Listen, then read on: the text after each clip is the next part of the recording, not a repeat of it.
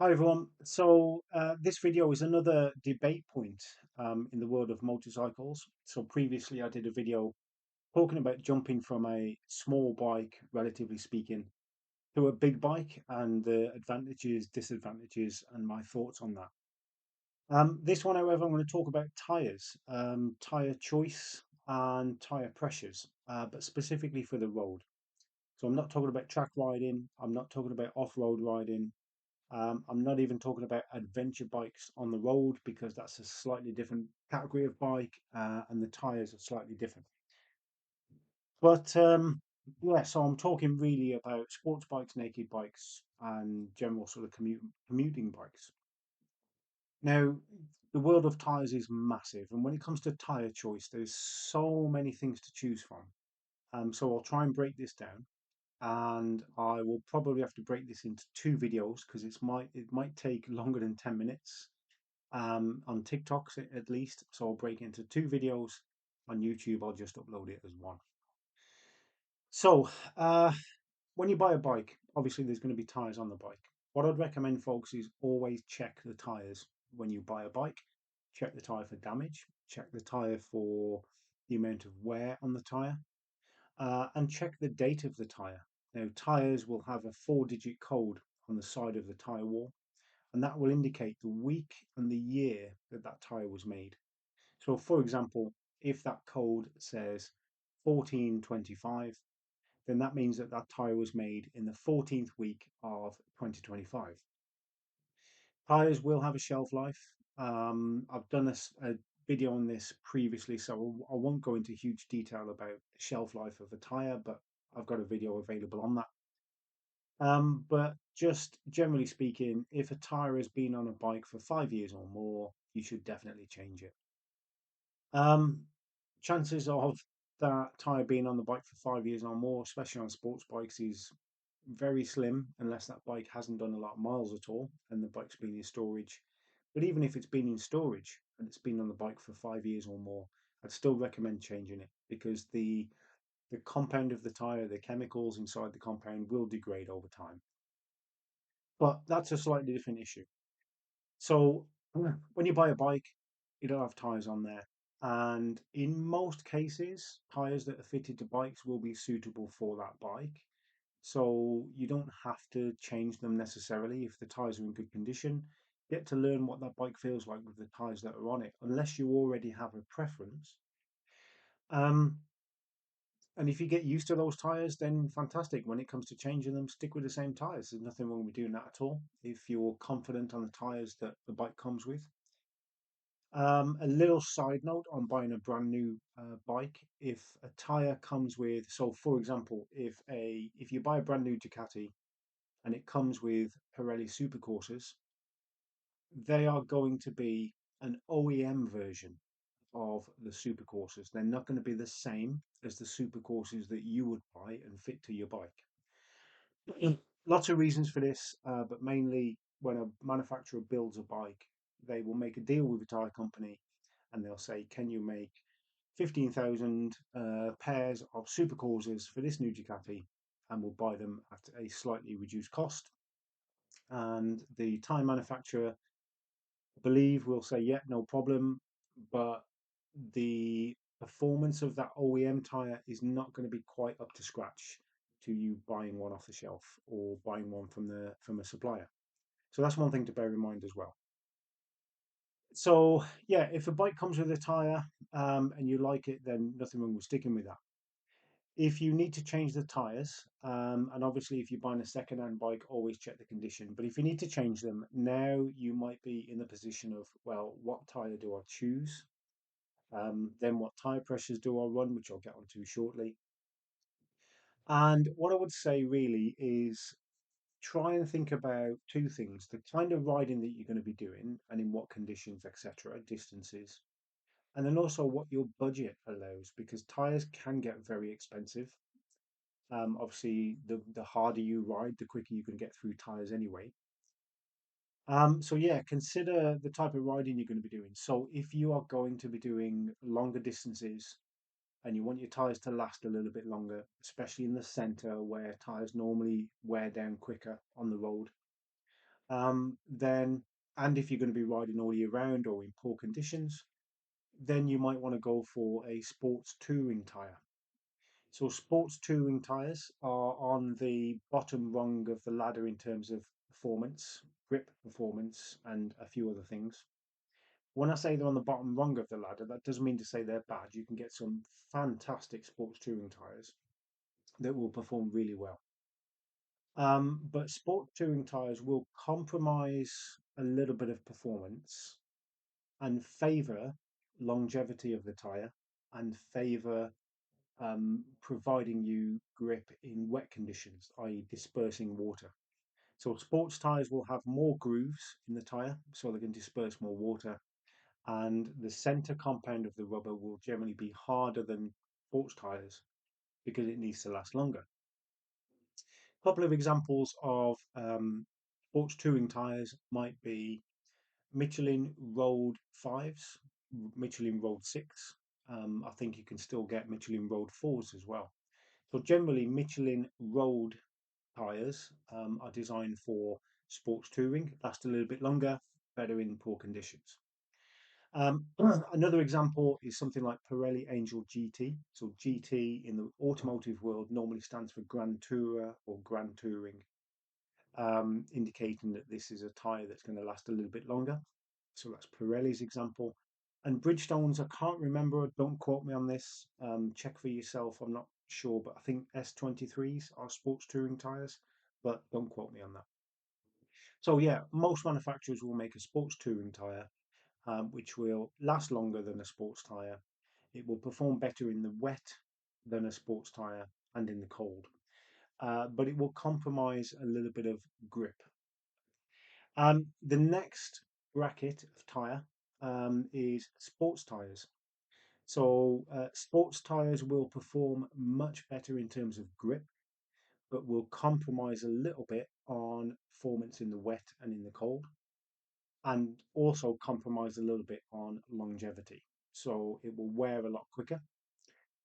Then the next level up is sort of fast road slash track day tyres. So something like Pirelli Supercourses, Michelin Power Cup, I think they're called. So they're okay on the road, providing they are kept within their optimum operating temperature. And I'll talk more about the temperatures in a second. But they're not going to be very good in the cold. They're not going to be very good in the wet conditions. And for an average rider, you're going to struggle to get it to temperature and keep it there. But when it's up to temperature, the grip is going to be amazing.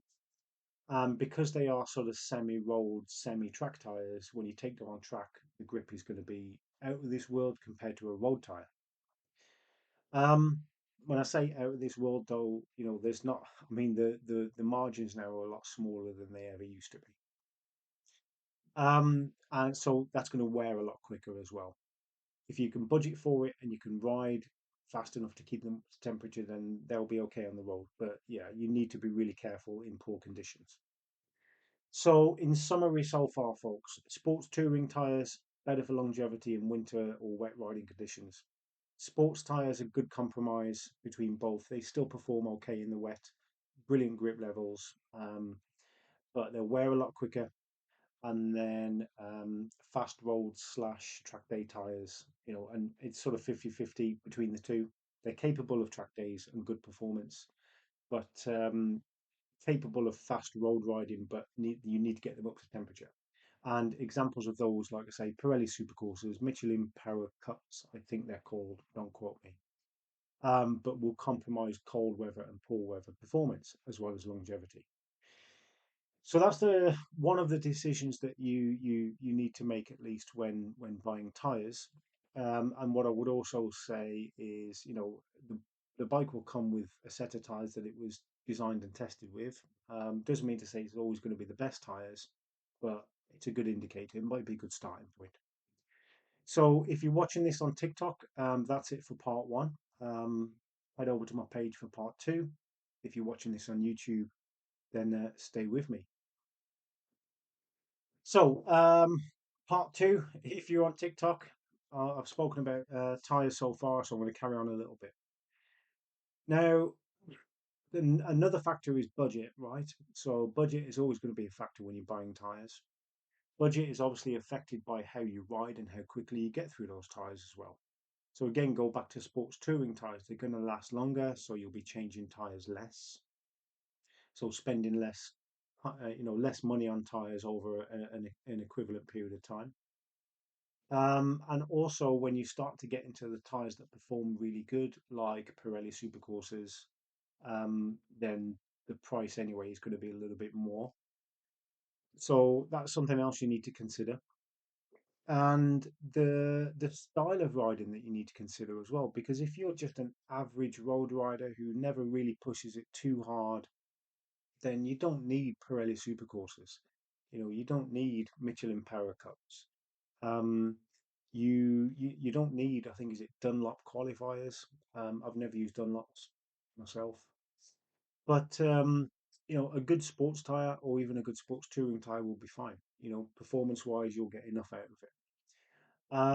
If you are a very fast road rider and do the occasional track day, then like I say, you could go for a sports tire, or you could go for a fast road slash track day tire. Sometimes they're called road compound track tires.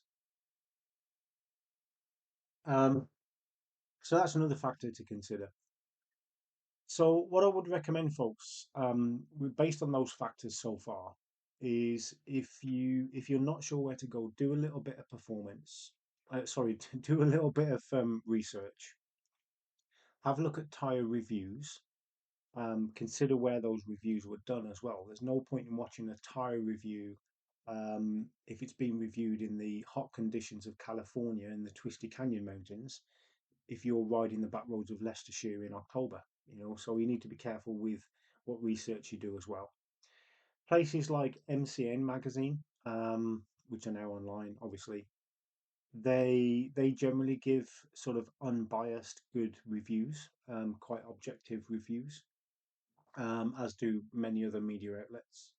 So that might be a good place to go. But yeah, like I say, the research that you do needs to match the conditions that you're going to be riding in. Um, so that's tire choice. Now, what about tire pressures? So a tire will have a minimum and a maximum tire pressure recommended by the manufacturer of the tire. And generally, this will be indicated on the side of the tire wall, minimum and maximum pressures. So obviously, you need to stay within those. That's a safety thing, really. But your bike manufacturer will have recommended tire pressures as well. Now, when a bike manufacturer recommends tire pressures, they have to take into account those tires could be ridden anywhere on any bike by anyone. So, what I'd recommend if you use the bike manufacturer's tire pressure recommendations is use that as a starting point at least. So, for example, Honda recommend that I run 42 psi on the rear and 36 psi on the front. Now, I do use that as a starting point, and sometimes I will actually use that pressure full stop, because I'm not on the heavy side, so I don't need higher pressures.